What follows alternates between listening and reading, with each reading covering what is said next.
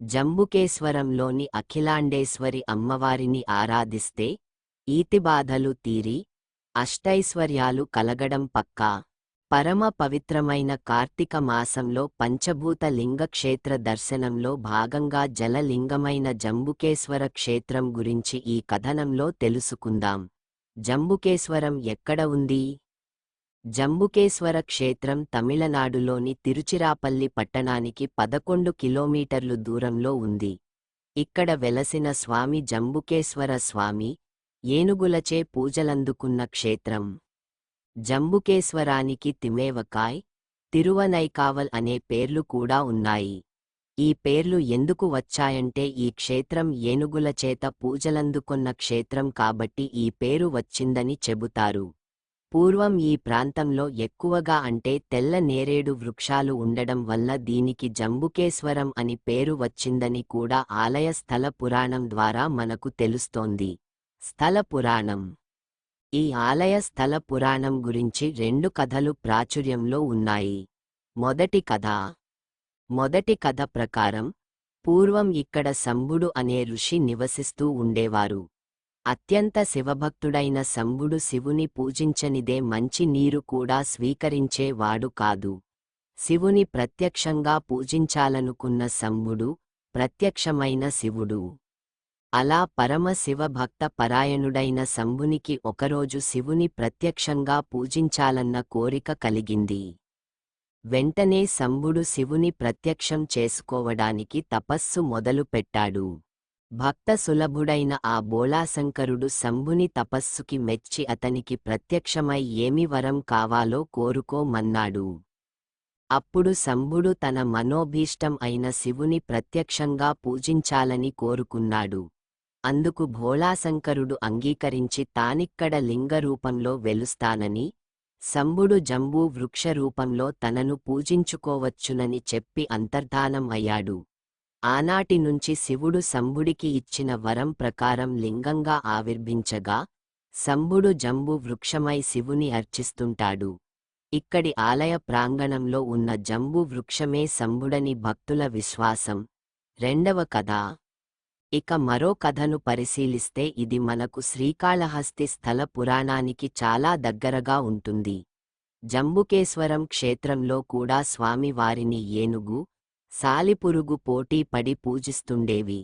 వాటి అపారమైన భక్తికి మెచ్చిన పరమశివుడు వాటికి మోక్షాన్ని ఇచ్చాడు. ఈ ఇతిహాసం కూడా ప్రాచుర్యంలో ఉంది.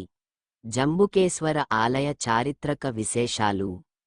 చారిత్రక ఆధారాల ప్రకారం స 11వ శతాబ్దములో చోళరాజులు ఈ ఆలయాన్ని నిర్మించినట్లు, ఆ తరువాత ఆలయ నిర్వహణ పల్లవ రాజులు, పాండ్యులు, విజయనగర రాజులు చేసినట్లుగా మనకు శాసనాల ద్వారా తెలుస్తోంది.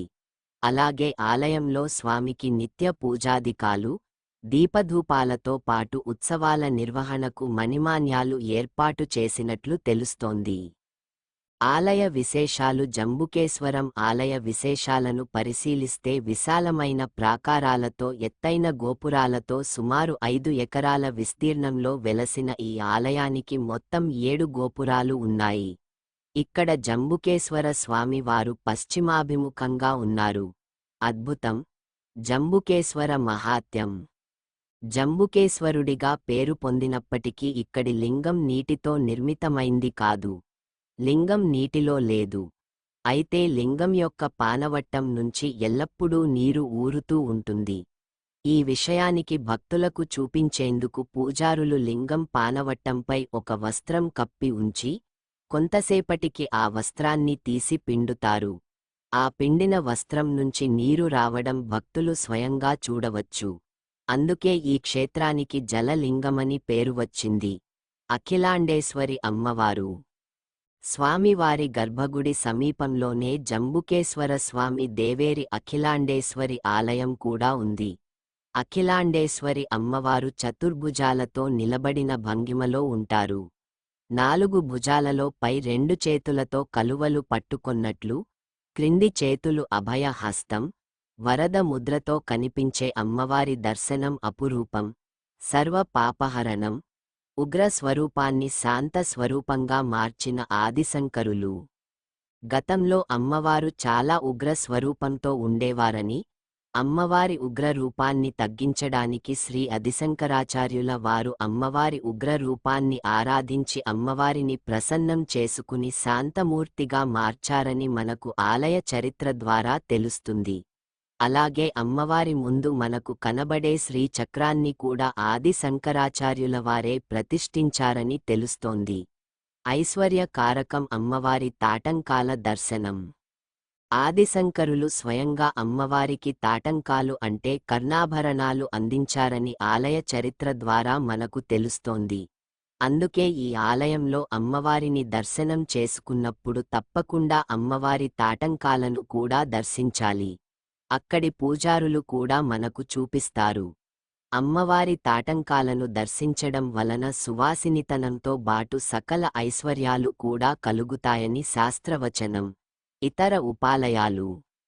ఇక్కడి అమ్మవారికి ఎదురుగా ఆదిశంకరుల వారు ప్రతిష్ఠించిన వినాయకుని కూడా మనం దర్శించుకోవచ్చు.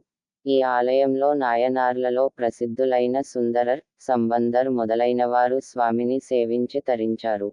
పరమ పవిత్రమైన జంబుకేశ్వరం పవిత్ర కావేరి నది ఒడ్డున ఉంది.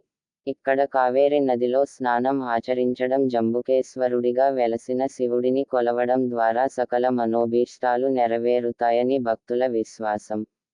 సకల ఈతి బాధలు తీరిపోవడానికి, దీర్ఘ సుమంగళితనానికి, అష్టైశ్వర్యాలకు తప్పక దర్శించాల్సిన క్షేత్రం జంబుకేశ్వరం.